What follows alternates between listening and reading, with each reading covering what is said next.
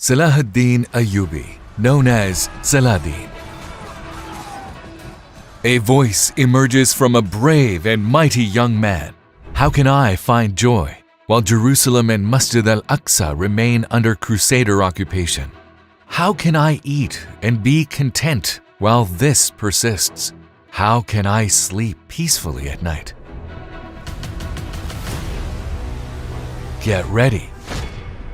We are about to share a story that will move us all, of a true Islamic hero, the guardian of Masjid al-Aqsa, Khadim al-Haramain, conqueror of Jerusalem, al-Malik Abu al-Muzaffar Saladin Ayyubi. For this video, extensive research has been conducted, including script writing, voiceover, and video editing. We are a non-profit channel, free from advertisements. A team of dedicated volunteers working to share the truth. If you wish to support our efforts in spreading the truth, you can also subscribe to our channel and become part of our mission. Once upon a time, in Baghdad, there lived a renowned carpenter. In the twilight of his life, he dedicated much time to crafting a splendid mimbar from walnut wood. He poured immense effort into the mimbar, captivating all who beheld its beauty. The mimbar, born from the carpenter's toil and tears, soon gained widespread acclaim. Whenever someone visited Baghdad, they would seek out the carpenter. They would approach him, saying, "Sell us this mimbar, so we may take it to our mosque." His response was always the same: "This mimbar is destined for Masjid al-Aqsa." During that period, Jerusalem was under the occupation of the Crusaders. The Crusaders received continuous support from the Pope and Europe. The Seljuk Empire had collapsed.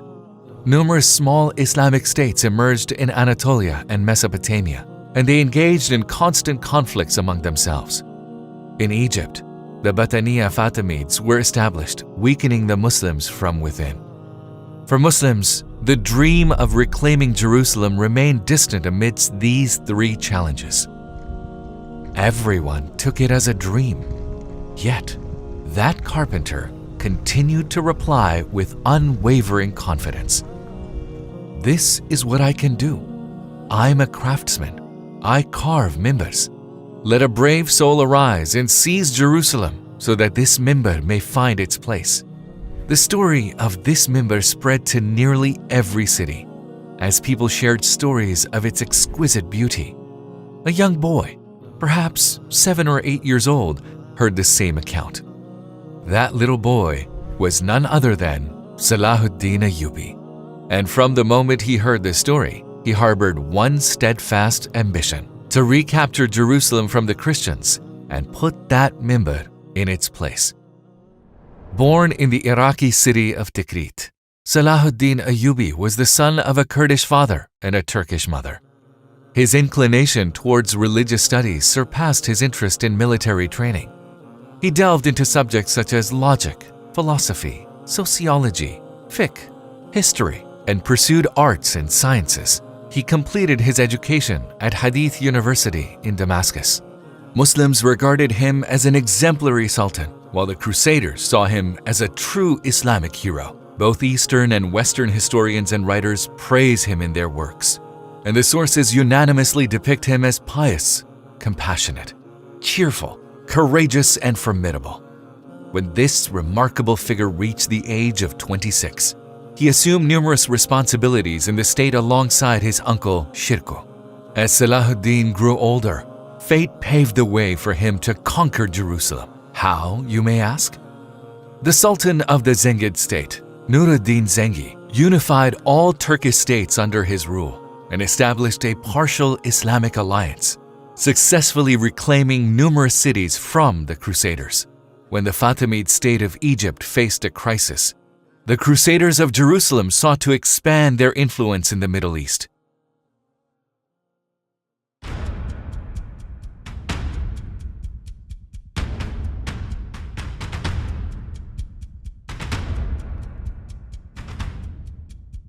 The Crusaders besieged Cairo in 1168.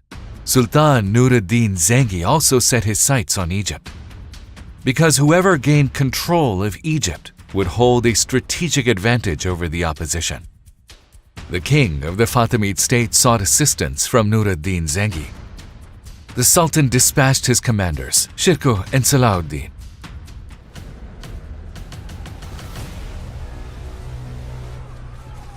And Shirkuh cleansed all of Egypt from the Crusaders.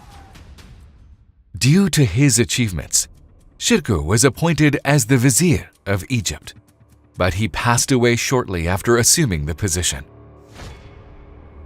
Saladin Ayyubi succeeded his uncle as the vizier of Egypt and became the commander of Sultan Nur ad-Din Zengi's army in Egypt. At the age of 31, he assumed both these significant roles simultaneously, holding the title of Malik and serving as the vizier of Egypt. After Salahuddin gained control of Egypt, he began to confront those who resisted him and the Turks, the Fatimids and the Crusaders and Byzantines who supported them.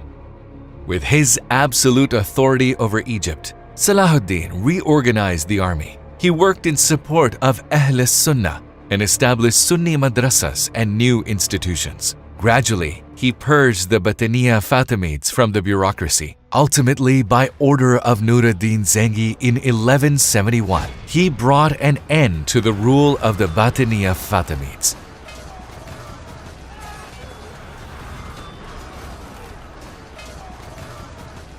During this period of progress, he received distressing news. Sultan Nur ad-Din Zengi had passed away. On the one hand, he endeavored to preserve the unity of the state and safeguard the cohesion of the Islamic states established by the Sultan, while on the other hand, he had to confront the Crusaders. Like every Islamic commander of that era, Salahuddin Ayyubi had three aspirations: securing the unity of Muslims, liberating Jerusalem from occupation, and conquering Constantinople or Istanbul. The unity of Islamic states was solidified through victorious battles and the struggle against the Crusaders. The next objective was the recapture of Jerusalem. Qadi Bahauddin ibn Shaddad describes Salahuddin Ayyubi's love and longing for Jerusalem in these words: "His burden and sorrow for Jerusalem were so heavy that even mountains couldn't bear them. He resembled a mother grieving for her lost child. He would ride his horse from place to place, calling upon Muslims to wage jihad for the liberation of Jerusalem. He would address the masses and exclaim, 'O Muslims, for the sake of Islam, for Islam!' Tears of sadness always filled his eyes." This was because Jerusalem remained under occupation. He would say, "How can I smile as long as the Crusaders control the city of Jerusalem and Masjid al-Aqsa? How can I be content and eat in peace as I desire? How can I sleep peacefully at night?" Salahuddin Ayyubi was resolute in his quest to retake Jerusalem. However, before initiating the conquest of Jerusalem, careful coordination was necessary. He skillfully organized and disciplined numerous irregular forces, shifting the balance of power in his favor. His primary focus was directed towards the Latin Crusader states. During this period, the king of Jerusalem died, and Guy of Lusignan succeeded him. Salahuddin began his progress step by step. He conquered cities such as Diyarbakir, Urfa, Harran, Raqqa, Habur, Nusaybin, and many other cities before seizing Aleppo, which held strategic importance on the path to Jerusalem. The Sultan first laid siege to the city of Tiberias. Tiberias held significant strategic value. His objective was to lure the king of Jerusalem and his armies to Hittin, near Tiberias, in northern Palestine. This was because he had devised a plan to alter the battle's course there. Hittin was renowned for its water wells. In advance, Sultan Salahuddin seized control of the water wells leading to Hittin and deliberately filled them with rocks and sand. Consequently, the water wells became unusable. Upon the king and his army's arrival at Hittin, they were astonished to find the wells completely devoid of water. The entire army was compelled to engage in battle, dehydrated, and fatigued under the scorching heat of the desert. The Battle of Hittin commenced on July 4th, 1187. In this battle, Saladin triumphed over the Crusader army led by the King of Jerusalem, Guy of Lusignan. Following this victory, Saladin swiftly initiated a conquest operation. The extensive losses suffered by the Crusaders enabled the Muslims to gain control over nearly the entire kingdom of Jerusalem. They captured numerous fortresses, including Akka, Tiberias, Ascalon, Nablus, Ramla, and Gaza. Within a matter of weeks, 52 cities, large and small, were conquered, and finally the time came for Jerusalem. On September 20th, 1187, the Sultan laid siege to Jerusalem. Catapults pounded the city walls. Before long, the northeast walls were breached. The catapults were relocated there. After a short while, the wall was completely destroyed. Despite the Crusaders' attempts to stage a breakout operation, they failed to succeed. It was evident that they could no longer maintain control over the city. They requested safe passage from Saladin Ayyubi, offering a ransom for their lives, preservation of crops, undamaged houses, and the release of Muslim prisoners.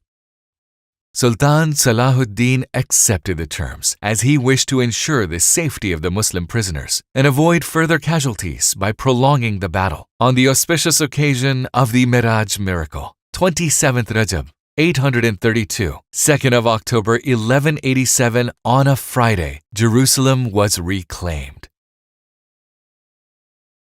Saladin Ayyubi's victory extended beyond the military realm. His triumph marked the dawn of a systematic and progressive state. Under his leadership, numerous madrasas, hospitals, and mosques were constructed.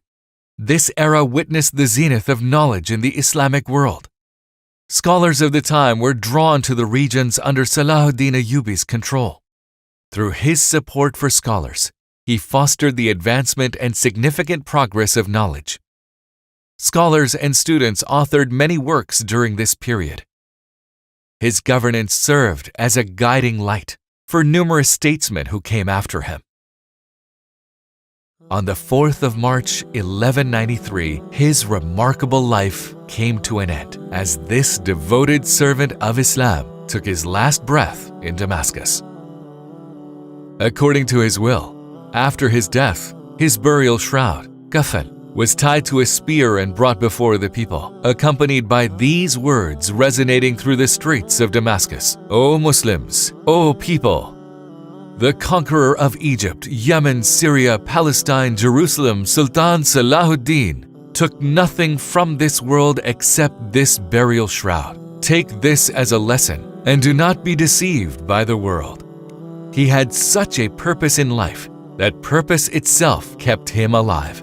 He showed us how a Muslim should set goals in life: a heart beating for Allah, a heart beating to establish justice in the world, and to bring the beauties of Islam to those who are unaware. Taking Jerusalem was granted to the one with such awareness. So why is it not granted to us?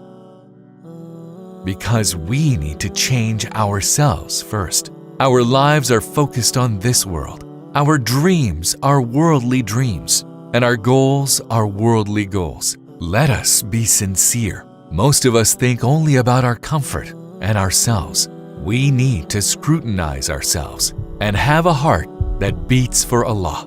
We need to have lofty goals for Islam. Remember, just like the great Sultan Saladin, someday our bodies will be shrouded in burial shrouds, and those burial shrouds will have no pockets.